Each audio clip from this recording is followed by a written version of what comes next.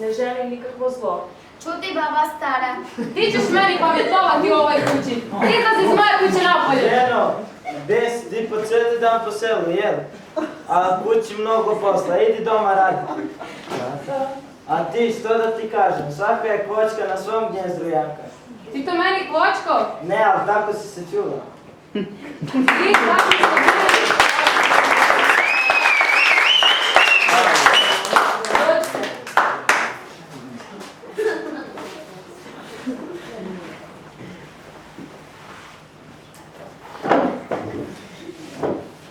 Baš lijepo da sam došla u grad. I kako na selu? Dobro, sve po staro i mnogo posla. Evo, to ti je moja sestra. Bog, ja sam Marica. Barbara, drago mi je. Marica, o kojoj sam ti pričao, sa sela. Sa sela kažeš? I kako je na selu? Dobro. Jel ima tamo puno buba? Ima.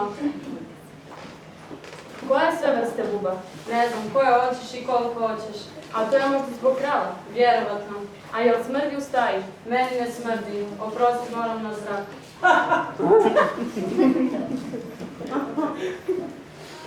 Jesi ti normalna, kako to pričaš? Pa što, lijepo sam pitala što me zanima.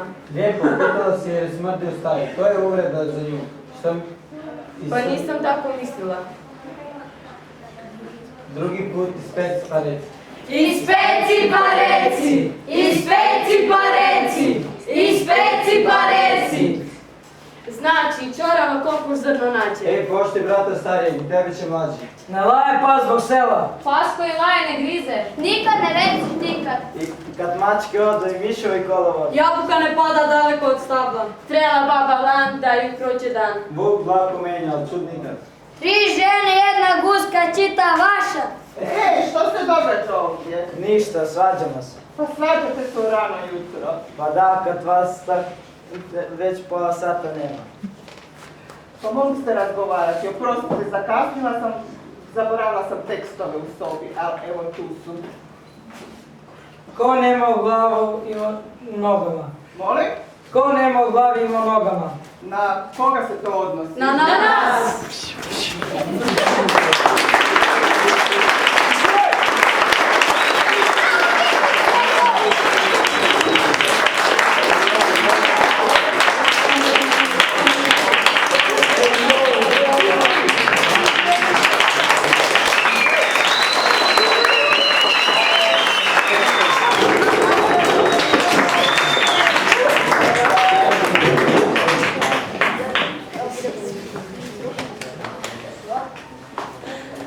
Sada sam i ja dio male škole. Svi smo mi ovdje dio male škole.